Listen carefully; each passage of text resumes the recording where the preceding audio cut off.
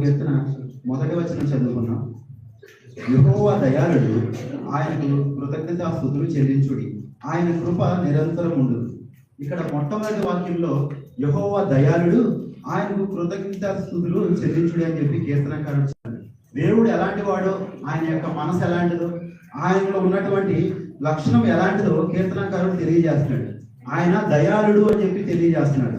అంటే దేవుడు మనసు ఎలాంటిదంటే దయగలిగినటువంటి మనసు మనం ఆరాధించే యేసు ప్రభువు.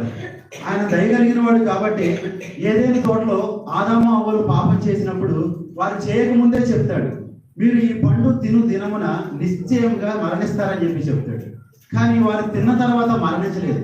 ఎందుకంటే ఆయన దయగలిగిన వాడు కాబట్టి, తన చేతులతో తన రూపంలో తన పోలిక చొప్పున చేసుకున్నాడు కాబట్టి, అంత కష్టపడి తన రూపంలో చేసుకున్న మనిషిని శిక్షించి క్షమించి వదిలేశాడే కానీ వారిని ఎంత మాత్రం కూడా చంపేయలేదు. అంటే దేవుడికి ఉన్నటువంటి మనసు ఎలాంటిదంటే ఆయన దయ కలిగిన వాడు, ఆయన ప్రేమ కలిగిన వాడు, ఆయన జాలి కలిగిన వాడు అని చెప్పేసి కీర్తనకారుడు తెలియజేస్తూ ఉంటాడు. ఇశ్రాయేలీయులు ఐగుప్తు దేశం నుంచి వచ్చినప్పుడు అనేక మార్లు ఆ అరణ్యంలో ప్రతిసారి కూడా ఆయనను ఎంతగానో శోధించారు. ఎంతగానో ఇశ్రాయేలీయులు దేవుణ్ణి ఎంతగానో విసిగించారు. మాకు మాంసం కావాలని ఒకళ్ళు, మాకు ఇంకా రకరకాలు కావాలని చెప్పేసి, త్రాగడానికి నీళ్లు లేవా అని చెప్పేసి, మమ్మల్ని తీసుకెళ్లి అక్కడ అరణ్యంలో చంపేస్తావా అని చెప్పేసి దేవుడు చేసినటువంటి కార్యాలు వారి కళ్ళతో చూస్తా కూడా వారి దేవుడిని ఎంతగానో విసిగించారు. అయినప్పటికీ కూడా దేవుడు ఎంతగానో ఓర్చుకున్నాడు. ఆ తర్వాత వాళ్ళని శిక్షకు విడిచిపెట్టేశారు. ఇశ్రాయేలు ఆ అరణ్యంలో వారు ఆకులు రాలిపోయారు. అయినప్పటికీ కూడా దేవుడు తన యొక్క ప్రేమను, ఆయనలో ఉన్నటువంటి కృపను జ్ఞాపకం చేసుకుని మరలా వారిని క్షమించి వారి తర్వాత తరంలో వారిని కానాను దేశానికి నడిపించారు. అంటే మనం ఆరాధించే దేవుడిలో ఉన్నటువంటి లక్షణం ఎలాంటిదంటే ఆయన దయ. ఆయనలో దయ అన్నటువంటి లక్షణం ఉంది కాబట్టి ఈరోజు మన అందరం సజీవులుగా ఉన్నాం. మనందరికీ కూడా ఆ దేవాది దేవుని కృప మనకు దొరికింది. ఆయనలో ఉన్నటువంటి ఆ రక్షణ మనకు దొరికింది కాబట్టి మనం సంతోషంగా ఆయన రాజ్య బిడ్డలు ఈ లోకంలో మనం జీవిస్తా ఉన్నాం. హల్లెలూయా. ఆయన కృప నిరంతరం ఉంటుంది. ఈ కీర్తనలో మనం ఎక్కువ సార్లు చదువుకున్న పదం ఏంటంటే ఆయన కృప నిరంతరము ఉండును. నిరంతరం అంటే కొన్ని రోజుల నుండి తర్వాత మారిపోయేది కాదు కృప. మనం ఈ లోకంలో తల్లి గర్భంలో ఉన్నప్పటి నుంచి తిరిగి సమాధిలోనికి వెళ్లే వరకు, ఆ తర్వాత ఆయన రాజ్యం చేరుకునే వరకు కూడా విడిచిపెట్టందే ఆయన యొక్క కృప. బైబిల్ గ్రంథంలో అనేక మంది ఆయన కృపను పొందుకున్న భక్తులు ఉన్నారు. మొట్టమొదటిగా దేవుని కృపను పొందుకున్న భక్తుడు ఎవరు? నోవాహు దేవుని కృపను పొందుకున్నాడు. అంటే ఆ తరములో ఉన్నటువంటి దేవుని బిడ్డలు అయినటువంటి వారు ఎలా జీవిస్తారంటే దేవుడిని మర్చిపోయి జీవిస్తున్నారు, దేవుడికి వ్యతిరేకంగా జీవిస్తున్నారు. త్రాగేవాళ్ళు ఒకళ్ళు, దొంగతనాలు చేసేవాళ్ళు ఒకళ్ళు, మోసగాళ్ళు ఒకళ్ళు, ఇంకా ఎవరికి నచ్చినట్టుగా వారు జీవిస్తా తమను సృష్టించిన సృష్టికర్తను మర్చిపోయి తమకు నచ్చిన మార్గంలో జీవిస్తా ఉన్న టైంలో ఒక కుటుంబం మాత్రం దేవునికి లోబడింది. ఒక కుటుంబంలో ఒక వ్యక్తి మాత్రం ఆయన ఆకాశమందున్న దేవుడు మనసు ఎలాంటిదో, ఆయనలో ఉన్నటువంటి పరిశుద్ధత ఎలాంటిదో తెలుసుకుని ఆయనకు నచ్చిన జీవితంలో దేవుడు కోరుకునే జీవితాన్ని జీవిస్తా ఒక్క కుటుంబం ఉంది. కాబట్టి ఆ యొక్క నోవాహు కుటుంబం మీదకి ఆకాశమందలి దేవుని యొక్క కృప దిగి వచ్చింది. హల్లెలూయా. ఆ తరంలో నోవాహు మరణించకుండా క్రీస్తు అనుగ్రహించే రక్షణ ఓడలోకి వెళ్ళాడు. ఈ తరంలో సర్వమానవాళి కూడా బ్రతికున్నారని అంటే ఆ తరంలో నోవాహు ఉన్నాడు కాబట్టి. ఎలా ఉన్నాడు? అందరిలాగా లేడు. దేవుని మార్గంలో జీవిస్తా దేవుని యందు భయభక్తులు కలిగి జీవించాడు కాబట్టి ఆకాశమందున కృప ఆ నోవాహు కుటుంబం మీదకి దిగి వచ్చింది. హల్లెలూయా. నోవాహు కుటుంబం మీదకి దిగి వచ్చిన కృప ఈ రోజు వాక్యం ఉన్న ప్రతి బిడ్డ మీద కూడా దిగి వచ్చింది. హల్లెలూయా. ఆ తర్వాత లోతు గురించి మనం చూసుకున్నట్లయితే, లోతు ఆ సొదొమ గొమొర్రా పట్టణాల్లో జీవిస్తున్నప్పుడు అక్కడ ఉన్న ప్రతి ఒక్కరు, చిన్న పిల్లల దగ్గర నుంచి వృద్ధుల వరకు ప్రతి ఒక్కరు కూడా తమ మార్గాలను చెరిపేసుకుని మోసగాళ్ళుగా వ్యభిచారులుగా జీవిస్తున్న టైంలో ఆ యొక్క లోతు వారిని చూస్తున్నాడు. వారు చేసే పాపాన్ని బట్టి తన మనసులో నొచ్చుకుంటా ఉన్నాడు. ఆ తర్వాత ఆ కృప ఏమైందంటే లోతు కుటుంబం మీదకి దిగి వచ్చింది. కాబట్టి లోతు ఆ సొదొమ గొమొర్రా పట్టణాల్లో కాలి బూడిదైపోకుండా లోతు యొక్క కుటుంబాన్ని దేవుడు తప్పించాడు. అందుకే పేతురు గారు ఒక పత్రికలో ఉంటది కదా, నీతిమంతుడకు లోతును జ్ఞాపకం చేసుకొని అని అంటారు. అంటే లోతు నీతిమంతుడు కాబట్టే, నీతిగా ఉన్నాడు కాబట్టే వారందరూ చేసిన పాపాన్ని బట్టి వారి మార్గంలో లోతు కలిసిపోకుండా, భక్తిహీనుల మార్గంలో తను కూడా భక్తిహీనుడిగా కొట్టుకొని పోకుండా ప్రవాహానికి ఎదురీగే ఒక చేపలాగా సపరేట్గా జీవించాడు. కాబట్టి లోతు కుటుంబం మీద కూడా ఆ యొక్క దేవుని కృప దిగి వచ్చింది, తప్పించబడ్డాడు. కానీ ఆ దేవుడిచ్చిన కృపను జాగ్రత్త చేసుకోలేకపోయాడు. తను అక్కడ ఉన్నాడు, కానీ దేవుడు చెప్పిన మార్గంలోకి వెళ్లకుండా వేరే ప్రాంతానికి వెళ్ళి భక్తిహీనుల కుటుంబ వంశాన్ని తీసుకురావడానికి, ఒక శాపగ్రస్తమైన వంశాన్ని తీసుకురావడానికి కారకుడు అయిపోయాడు. మనం అటువంటి వారిగా ఉండకూడదు, కానీ దేవుడిచ్చే కృపను మనం జాగ్రత్తగా దాచుకునే వారిగా ఉండాలి. హల్లెలూయా. ఇంకా రాహేలు కూడానంట దేవుని కృప విషయమే తన అక్కతో పోరాడిందంట. తనకు సంతానం లేదని చెప్పేసి దేవుని కృప నాకు కావాలి, నా అక్క మీద కొంత ఆశీర్వాదం నా మీద ఎందుకు లేదని చెప్పేసి ఆ కృప నాకు కావాలని చెప్పేసి పోరాడిందంట. పోరాడి గెలుచుకోండి. దేవుని బిడ్డలు ఎలా ఉండాలంటే, దేవుడు మనం పక్కన వాళ్ళని చూస్తా వాళ్ళకి దేవుడు ఆశీర్వాదాలు ఇస్తున్నాడు, నాకివ్వట్లేదని చెప్పేసి వారిని చూసి మనం అసూయపడే వారిగా ఉండకూడదు. కానీ వారి మీద ఉన్నటువంటి ఆశీర్వాదం, ప్రభువా వారిలో కంటే ఎక్కువగా నేను భక్తి కలిగి జీవిస్తాను, వారికంటే ఎక్కువగా పరిశుద్ధత కలిగి నేను జీవిస్తాను, నాకు కూడా అటువంటి కృపను దయచేయని చెప్పేసి దేవునితో పోరాడి మనం గెలుచుకునేవారుగా ఉండాలి. మన మూలపితరుడు ఎవరు? యాకోబు ఏం చేశాడు? దేవునితో పోరాడి నువ్వు ఆశీర్వదించితేనే కానీ నేను విడిచిపెట్టనని చెప్పేసి దేవుడితో రాత్రంతా పెనుగులాడాడు. దేవుడు కొట్టినప్పుడు గూడు వసిలినా కూడా దేవుడిని విడిచిపెట్టలేదు. ఆఖరికి దేవునితో పోరాడి గెలుచుకున్నాడు. ఆ యొక్క యాకోబు భార్య కూడా దేవునితో పోరాడి తను కృపను పొందుకుంది. అలా పోరాడింది కాబట్టే పరిశుద్ధుడైన యోసేపు భూమి మీద ఉన్నాడు. అనేక మందికి ఆహారాన్ని పెట్టే యోసేపు గురించి మనం బైబిల్లో ధ్యానిస్తాం. మనం దేవుడితో పోరాడి గెలుచుకున్నప్పుడు ఆ ఇచ్చే ఆశీర్వాదం ఎలా ఉండదంటే తాత్కాలికమైనది ఆశీర్వాదంగా ఉండదు, కానీ తరతరాలు గుర్తు పెట్టుకునేటటువంటి గొప్ప ఆశీర్వాదాన్ని దేవుడు దయచేస్తాడు. హల్లెలూయా. మనందరం కూడా ఎవరమంటే ఇశ్రాయేలు వారసత్వానికి చెందిన వారు. మనం వారసత్వం ఎవరంటే మన తాత పేరు ముత్తాత పేరో చెప్పుకోవద్దు. మనం వారందరూ కూడా లోకంలో శాపగ్రస్తులుగా ఉన్నవారు. మనం అబ్రహాం వంశానికి చెందిన వారు, ఇస్సాకు వంశానికి చెందిన వారు. యాకోబు ఇశ్రాయేలుగా మార్చబడినటువంటి యాకోబు వంశానికి మనం చెందినవారు. ఆ యొక్క యాకోబుని మన మూల పితరులైనటువంటి లేయాని కానీ రాహేలు కానీ జ్ఞాపకం చేసుకుని వారి బిడ్డలుగా మనం జీవించేవారుగా ఉండాలి. హల్లెలూయా. ఆ తర్వాత ఆ యొక్క దేవుని కృప గొర్రెల దొడ్లో ఉన్నటువంటి దావీదు మీదకి దిగి వచ్చింది. దావీదు ఎవరంటే అందరి చేత వెలువేయబడినటువంటి స్థితిలో ఉన్నాడు. తనకు అందరూ ఉన్నప్పటికీ కూడా ఎవరు లేని ఒక అనాథగా ఆ యొక్క అరణ్యంలో ఉన్నాడు. అరణ్యంలో ఉన్నటువంటి దావీదు మీదకి దేవుని కృప దిగి వస్తే ఆ యొక్క దావీదు దేవుని ఇచ్చినటువంటి ఆ ఆశీర్వాదాన్ని పొంది రాజుగా అభిషేకించబడ్డాడు. ఆ తర్వాత ఆ యొక్క దావీదు వంశంలో నుంచే లోకరక్షకుడిగా యేసు ప్రభు గారు ఈ లోకానికి దిగి వచ్చారు. హల్లెలూయా. 3వ వచనం, ప్రభువుల ప్రభువునకు కృతజ్ఞతాస్తుతులు చెల్లించుడి, ఆయన కృప నిరంతరం ఉండును, ఆయన ఒక్కడే మహత్సర్య కార్యములు చేయువాడు, ఆయన కృప నిరంతరం ఉండును. యేసు ప్రభు వారి గురించి చెప్తున్నాడు. ఆయన ప్రభువులకు ప్రభు, రాజులకు రాజు, ప్రభువులకు ప్రభు, భూపతులకు ఆయన అధిపతి. అంటే ఈ రాజులు అనబడేవాళ్ళు ఈ లోకంలో చాలా మంది ఉన్నారు. అధిపతులుగా పిలువబడేవారు, ప్రభువులు అనబడి పిలువబడేవారు అనేక మంది ఉన్నారు. కానీ ఆయనకు మాత్రం పెట్టబడిన పేరేంటంటే ప్రకటన గ్రంథంలో ఉండదు. ఆయనకు రాజులకు రాజు. ఎంతమంది రాజులు ఉన్నప్పటికీ కూడా భూరాజులందరికంటే ఆయన గొప్ప రాజు. కానీ ఆయన భూమి మీద పుట్టినప్పుడు ఆయన చూసిన వాళ్ళు ఎవరు ఈయన రాజులకు రాజు అని అనుకోలేదు. కానీ అంత గొప్ప రాజులకు రాజు అయినప్పటికీ కూడా తన మహిమనంతా తగ్గించుకుని తనలో ఉన్నటువంటి ఆ గొప్పదనాన్ని అంతా కూడా తగ్గించుకుని దీనుడిగా రిక్తుడిగా ఏమీ లేని ఒక దరిద్రుడిగా ఈ లోకంలో గడిపాడు. ఎందుకంటే ఆయన ఉండే ఆ స్థానంలో ఈరోజు ఇక్కడ కూర్చున్నటువంటి మనమందరం కూడా ఆ స్థానంలోకి వెళ్ళడం కోసం ఆయనలో ఉన్న మహిమనంతా తగ్గించుకుని ఆ మహిమను మనం దయచేశాడు. ఆదామును దేవుడు మహిమ కలిగినవానిగా తయారు చేశాడు. ఆయన రూపంలో సృష్టించాడు. ఆయన పోలికలో సృష్టించుకున్నాడు. ఆదాము దేవుడికి ఆజ్ఞ అతిక్రమించినప్పుడు ఆయన మహిమనంతా పోగొట్టుకున్నాడు. ఆదాము ఆ పోగొట్టుకున్న మహిమను తిరిగి మరలా ఆ యొక్క పాపి అయినటువంటి మనుషులకి దయచేయటం కోసం దేవుడు, మహిమ కలిగినటువంటి దేవుడు తన మహిమను విడిచిపెట్టి భూలోకంలో మన కోసం దిగివచ్చి మన కోసం మన పాపాలన్నీ కూడా భరించి క్షమించి రక్షించి ఆయన బిడ్డలుగా చేర్చుకుని మహిమ రాజ్యానికి మనల్ని వారసులుగా చేశాడు. ఆయన రాజులకు రాజు, ప్రభువులకు ప్రభు అని చెప్పేసి కీర్తనకారుడు తెలియజేస్తున్నాడు. ఆయన ఒక్కడే మహశ్చర్య కార్యములు చేయవాడు. ఆయన ఒక్కడే దేవుడు, ఒక్కడే దేవుడికి నరులకు కూడా మధ్యవర్తి ఒక్కడే. ఆత్మ ఒక్కటే, ప్రభువు ఒక్కడే, మనల్ని అందరినీ రక్షించే రక్షకుడు ఒక్కడే. మనందరికీ తండ్రి ఎలా ఒక్కడై ఉన్నాడు, ఈ లోకంలో మన అందరం కూడా ఒక్క తండ్రి నుంచి ఎలాగ జన్మించామో మనల్ని అందరినీ సృష్టించిన సృష్టికర్త కూడా ఒక్కడే ఉన్నాడు. ఇండియా ఓడైనా, పాకిస్తాన్ ఓడైనా, అమెరికా ఓడైనా, రష్యా ఓడైనా కూడా ప్రతి మనిషి కూడా కేవలం ఒక్క తండ్రి నుంచే పుట్టిన వారు మనందరం. ఆఫ్రికా వాళ్ళు చూడండి, నల్లగా ఉంటారు. నల్లగా ఉన్నప్పటికీ కూడా వాళ్ళకి 2 కళ్ళే ఉన్నాయా? వాళ్ళు వేరే కన్నా వాళ్ళు కదా, వాళ్ళకి 2 కళ్ళు ఎందుకు, 3 కళ్ళు లేవు కదా. ఇంకా పాకిస్తాన్ వాళ్ళు చూడండి, వాళ్ళు వేరే కంట్రీలో పుట్టినవాడు, అయినప్పుడు కూడా వాళ్ళకి ఒకే నోరు ఉంది కదా. ఇంకా ఆస్ట్రేలియా వాళ్ళని చూసినట్లయితే వాళ్ళకి 2 చేతులు ఉన్నాయి కదా.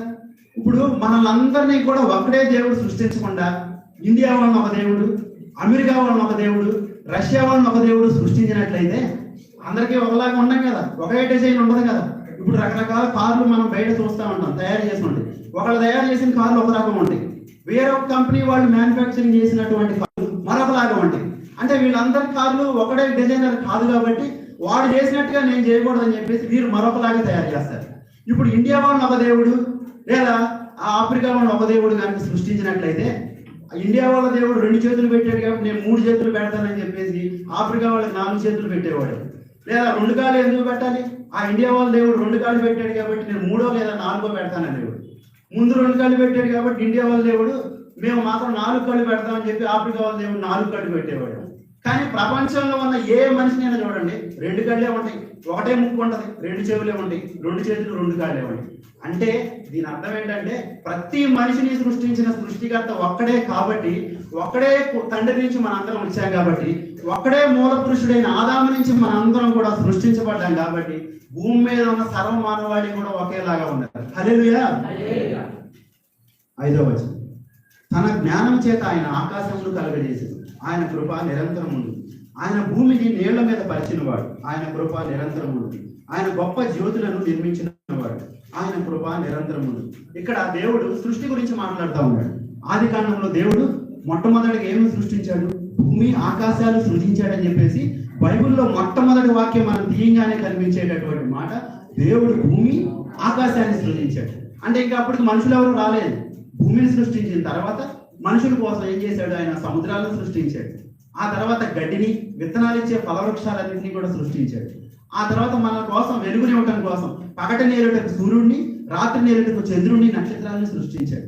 అలా 5 రోజులు కూడా సర్వ సృష్టిని సృష్టించిన తర్వాత 6వ రోజు ఆయన పోలిక చొప్పున ఆయన రూపంలో నరుని సృష్టించాడు. అంటే దేవుడు సృష్టించిన సృష్టిలో చిట్ట చివరిగా చేయబడిన సృష్టి ఎవరంటే మనమే. మనల్ని అంతా కూడా సృష్టించిన తర్వాత ఆఖరిలో మనిషిని సృష్టించాడు.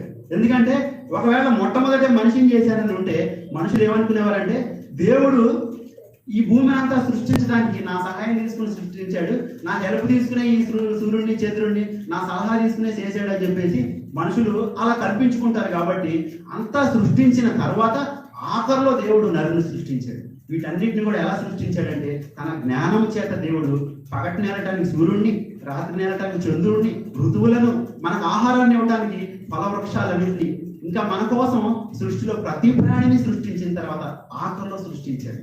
అంటే ఆయన అనంత జ్ఞానం కలిగిన ఆయన, దేవుడు పరాక్రమశాలి, గొప్ప జ్ఞానం కలిగిన ఆయన. ఆయన జ్ఞానాన్ని ఆయన జ్ఞానం గురించి మనం ఆలోచించుకోవటం అసలు మన ఊహకు అందదు. ఆయనను మనం శోధించడం అసాధ్యం అని చెప్పేసి అన్నాడు. యేసుప్రభువు వారు భూమి మీద ఉన్నప్పుడు ఆయనను అనేక మంది శోధిద్దామని చూశారు. ఈయన జ్ఞానం కలిగిన వాడా, ఈయన దేవుని కుమారుడా అని చెప్పేసి ఎంతగానో ఆయన విసిగిద్దామని చూశాడు. కానీ ఆయన ప్రతి ఒక్కరికి కూడా ఆయన మనుషులందరూ హృదయాలను ఎరిగిన దేవుడు కాబట్టి ఎవరెవరికి ఏ రీతిగా జవాబు ఇవ్వాలో అలా జవాబు ఇచ్చారు. ఈ లోకంలో మనుషులు కూడా వారి జ్ఞానం చేత అనేక రకరకాల యంత్రాలు, పనిముట్లు తయారు చేస్తూ ఉన్నారు. ఇప్పుడు కార్లు ఉన్నాయి కదా, గొప్ప గొప్ప కార్లు ఉన్నాయి. ఈ కార్లు ఇదే కంపెనీ కార్లు ఒక 50 సంవత్సరాల క్రితం చూసుకున్నట్లయితే అసలు దీన్ని కార్ అంటారా, సైకిల్ అంటారా అని చెప్పేసి అని ఉంటుంది దాని రూపం మనం చూసుకున్నట్లయితే. ఇప్పుడున్న లారీలు కనుక ఒక 50 సంవత్సరాలు వెనక్కి వెళ్ళి చూస్తే లారీలు ఎలా ఉంటాయా అని చెప్పేసి మనం అనుకుంటాం. అంటే మనుషులు స్టార్టింగ్ ఏదో కొంచెం కొంచెంగా తయారు చేసి దాన్ని మార్పు చేస్తా టెక్నాలజీ వారి జ్ఞానాన్ని బట్టి అభివృద్ధి చేస్తా మార్చుకుంటూ వచ్చారు. కానీ దేవుడు ఆదిలో భూమి మీద ఎవ్వరు లేనప్పుడే ఒక్కసారి తన నోటి మాటతో భూమి కలుగునుగా కానీ ఒక్క మాట అన్నప్పుడు ఈ భూగోళం ఏర్పడింది. ఆనాటి నుంచి ఈనాటి వరకు కూడా అది ఏ మార్పు చెందలేదు. అంటే దేవుడు జ్ఞానం కలిగిన ఆయనకు మార్పు చెందాల్సిన అవసరం, మార్చాల్సిన అవసరం లేదు. ఆయన అంతా ఆలోచించి రాబోయే 2000 సంవత్సరాల తర్వాత నీకు నాకు ఏదైతే కావాలో దాన్ని ముందుగానే ఊహించి ఆయన తయారు చేశాడు. రాబోయే ఒక 6000 సంవత్సరాల తర్వాత మనుషులకి ఎలాంటి ఆ పరికరాలు అవసరమవుతాయో అవన్నిటినీ కూడా మనకు కావాల్సినటువంటి లోహాలు కానీ పనిముట్లు కానీ అవన్నీ భూమిలో దాచి నరుల కోసం సిద్ధపరిచి ఉంచాడు. హల్లెలూయా. 10వ వచనం, ఐగుప్తు దేశపు తొలిచూలులను ఆయన హతము చేసిండు, ఆయన కృప నిరంతరముండును. వారి మధ్య నుండి ఇశ్రాయేలీయులను ఆయన రప్పించాడు, ఆయన కృప నిరంతరముండును. ఐగుప్తు దేశపు తొలిచూలులను ఆయన హతం చేశాడు. ఐగుప్తు దేశం అంటే ఎలాంటిది? వారు భయంకరమైన విగ్రహారాధికులు, దేవుడు అంటే ఎరుగని వారు ఎలా జీవిస్తున్నారంటే ఐగుప్తీయులు ప్రపంచంలోనే మేమే గొప్పవాళ్ళం లాగా. ఒకప్పుడు లండన్ దేశం ఎలాగైతే ప్రపంచాన్ని ఏలిందో అలాగే ఆనాటి కాలంలో ఐగుప్తీయులు ప్రపంచ దేశాన్ని వేలారు. వారు గొప్ప జ్ఞానం కలిగిన వారిగా ఉన్నారు. వారు ఎలాంటి వారంటే ఐగుప్తీయులు సృష్టికర్తను మరిచి సృష్టిని పూజించేవాడు. అంటే కనిపించే ప్రతి జీవిలో కూడా దేవుడు ఉన్నాడు, మన కంటికి కనిపించే ప్రతి వస్తువులో కూడా దేవుడు ఉన్నాడని చెప్పేసి సృష్టిని ఆరాధించే ఒక అజ్ఞానం కలిగిన వారు. వారి పేరుకు మాత్రం మేము జ్ఞానం కలిగిన వారని చెప్పుకుంటున్నారు, కానీ వారు అజ్ఞానులుగా జీవిస్తున్నారు. అంటే ఆ రోజుల్లో ఐగుప్తు దేశంలో ఒక నది ఉంది. ఏ నది అంటే అది నైలు నది. ప్రపంచంలోనే అత్యంత పొడవైన నది ఏదంటే నైలు నది. ఆ నదినే దేవుడుగా పూజించేవారు ఐగుప్తీయులు. కానీ వారి పేరుకి ఏమని చెప్పుకుంటారంటే మేమే జ్ఞానం కలిగిన వాళ్ళం, ప్రపంచంలో మా అటువంటి మేధావులు ఈ భూమి మీద ఎవరో లేరు, మాకున్నంత టెక్నాలజీ ప్రపంచంలో ఏ దేశంలో కూడా లేదని చెప్పేసి వారు మేమే జ్ఞానం కలిగిన వారు అనుకుంటా ఆ నదిని దేవుడుగా పూజిస్తున్నారు. అలాంటి నైలు నదిని ఏం చేశాడు? త్రాగుతానికి నీళ్లు లేకుండా 7 రోజులు దేవుడు రక్తంగా మార్చేస్తే ఏ ఒక్కరూ కూడా ఆ యొక్క రక్తంగా మారినటువంటి నది నీళ్లను మరలా మంచి నీళ్లుగా మార్చలేకపోయారు. అంటే దేవుడు ఆ నది ద్వారా ఒక పాఠాన్ని తెలియజేశాడు ఆనాడు ఐగుప్తు రాజు ఏమనంటే ఈ నది దేవుడు కాదు కానీ ఈ నీటిని సృష్టించిన సార్వభౌమాధికారం కలిగిన వాడిని నేనే అని చెప్పి ఫరో రాజుకు తెలియజేశాడు. ఆ తర్వాత సూర్యుడిని, చంద్రుడిని, నక్షత్రాలను వారు దేవుడిగా పూజించేవారు ఐగుప్తులు. కాబట్టి 3 దినాలు ఐగుప్తీయులు కటిక చీకటి, గాఢాంధకారం, సూర్యుడు అనేవాడు చంద్రుడు అనేవాడు లేకుండా తడవులాడిన, పక్కనున్న మనిషి ఎక్కడున్నా కూడా కనపడుకోకుండా తడవులాడినా కూడా కనిపించినటువంటి గాఢాంధకారం 3 దినాలు ఆ యొక్క ఐగుప్తు దేశంలో తాండవాడు. ఆ తర్వాత ఐగుప్తు దేశం మీదకి పెద్ద పెద్ద వడగళ్ళు కురిపిస్తా ఉంటే అవి ఏ ఒక్కరు కూడా ఆ యొక్క సృష్టి ఇచ్చినటువంటి ఆ యొక్క బాధను తట్టుకోలేకపోయారు. ఆ యొక్క నాశనాన్ని ఏ ఒక్కరు కూడా ఆపలేకపోయారు. 2004లో 20 సంవత్సరాల క్రితం సునామీ వచ్చి అనేక మంది నాశనం అయిపోయారు కదా, అనేక లక్షల మంది చనిపోయారు కదా.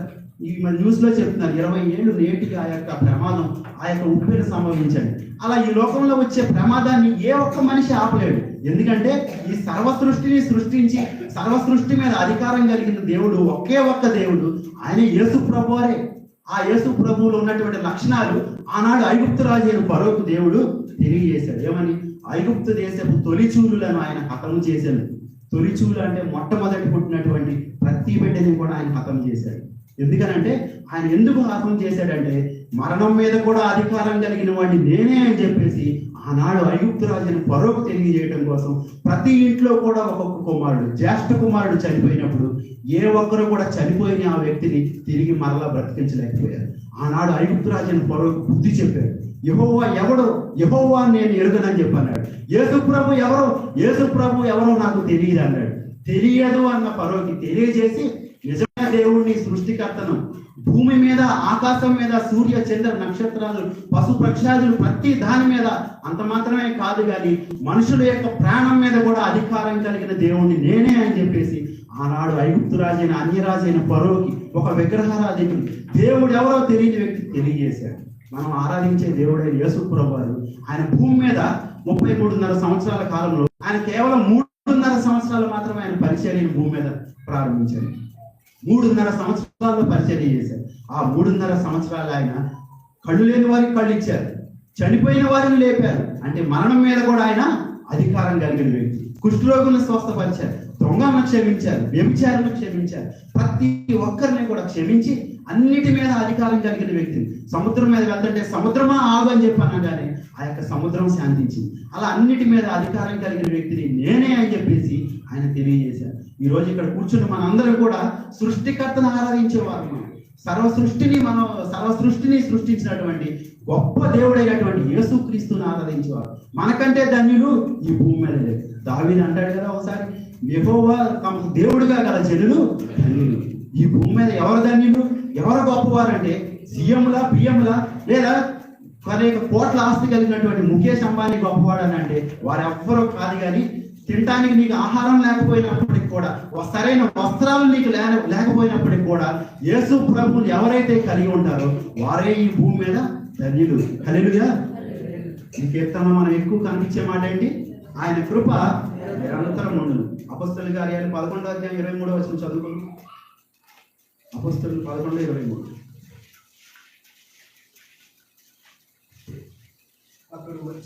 అతడు వచ్చి దేవుని కృపను చూచి సంతోషించి ప్రభువును స్థిర హృదయముతో హత్తుకొనవలనని అందరినీ హెచ్చరించాడు. అతడు వచ్చి దేవుని కృపను చూచి, ఎవరైతే అతడంటే బర్నబా అంతియోకయ సంఘానికి వచ్చాడు. అంతియోకయ సంఘానికి వచ్చి దేవుని కృపను చూచాడట. ఇప్పుడు ఇక్కడ దేవుని మనం అందరం ఉన్నాం కదా, దేవుడి కృప ఎవరికైనా కనపడుతుందా అంటే దేవుడి కృప కంటికి కనిపించదు. కానీ ఆ కృపను పొందుకున్న వ్యక్తి మాత్రం కంటికి కనిపిస్తూ ఉంటాడు. ఇప్పుడు నాకేదన్నా జబ్బు ఉందనుకోండి, ఆ జబ్బు దేవుని సన్నిధికి వచ్చి ఆయన దగ్గర ప్రార్థించిన తర్వాత ఆ జబ్బు తగ్గిపోయింది అనుకోండి, ఇప్పుడు నేను ఏం పొందుకున్నట్టు? దేవుని యొక్క కృపను పొందుకున్నట్టు. కృపను పొందుకుని మళ్ళా నా ఆయుష్కాలం పొడిగించబడింది కాబట్టి ఇప్పుడు నేనేం పొందుకున్నాను? దేవుని కృపను పొందుకున్నాను. ఇప్పుడు నన్ను చూసిన వాళ్ళు ఏమనుకుంటారంటే ఆ వ్యక్తి దేవుని కృపను పొందుకున్నాడు అని అంటారు. అంటే సంఘంలో దేవుని కృప అంటే మనలో కనుక దేవుని కృపను కనపడిచ్చే వ్యక్తులుగా మనం ఉండాలి. ఇప్పుడు నిమ్మకాయ ఉంటుంది కదా, నిమ్మకాయలో సి విటమిన్ ఉందని మనం కనపడద్దా? దాంట్లో సి విటమిన్ ఉందని చెప్పి అందరికీ తెలుసు, కానీ అది కనపడదు. కానీ సి విటమిన్ ఎవరికైనా లోపం ఉంటే నిమ్మరసం తాగమని అంటారు. అంటే దాంట్లో సి విటమిన్ అనేది ఉంది, కానీ అది కనపడదు. అలాగే యేసు ప్రభు కృప కంటికి కనిపించేది కాదు, కానీ కృపను పొందుకున్న వ్యక్తి ఆ యొక్క దేవుడిచ్చి కృపను పొందుకుని భక్తిగా, నీతిగా, యథార్థంగా, పరిశుద్ధంగా జీవిస్తే వారందరూ కూడా దేవుని కృపను పొందుకున్న వ్యక్తులుగా మనకు కనిపిస్తూ ఉంటారు. ఆ యొక్క అంతియోకయ సంఘం ఎలా ఉందంటే బర్నబా వచ్చి చూసేసరికి ఆ సంఘంలో అంతకు ముందున్న విశ్వాసులు అంతకు మునుపటి వాళ్ళే వారు లేరు. అంతకు ముందులాగా వారు జీవించట్లేదు. వారి జీవిత విధానం మారిపోయింది, వారి ప్రవర్తన మారిపోయింది, వారి నడవడిక మారిపోయింది.